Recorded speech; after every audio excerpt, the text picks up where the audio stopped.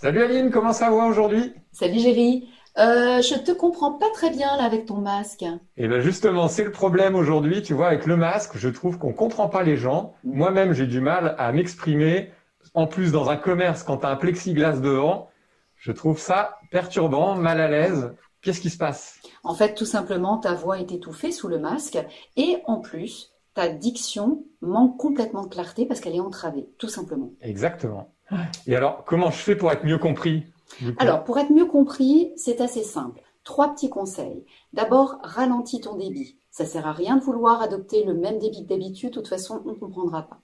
Deuxième conseil, adopter l'habitude de ponctuer ce que tu dis avec du silence pour bien vérifier que ton interlocuteur t'a compris. Et troisième conseil, eh bien, raccourcis tes interventions. Ne cherche pas à rentrer dans des explications, voilà, très compliquées, parce que de toute façon, on ne te suivra pas. Ok? D'accord.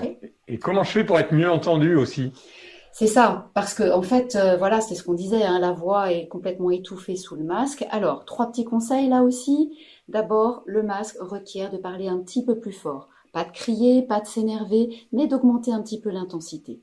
Et avec cette intensité, eh bien, on va pas oublier de moduler, de changer d'intonation. Ça va permettre au sens d'être un petit peu plus clair, tu vois, par rapport aux mots et à la personne de reconstituer ce que tu dis. Et en fait, en plus, la dernière chose, le dernier conseil, tu as Vas-y. déjà dû te rendre compte qu'avec le masque, le regard était très important. Eh Alors, oui. n'hésite pas à avoir un regard direct, un petit peu plus long là encore pour vérifier que la personne t'a comprise, t'a entendu, et de ponctuer ton expression et tes phrasés par des gestes. Les gestes vont remplacer les expressions du visage qu'on ne voit pas.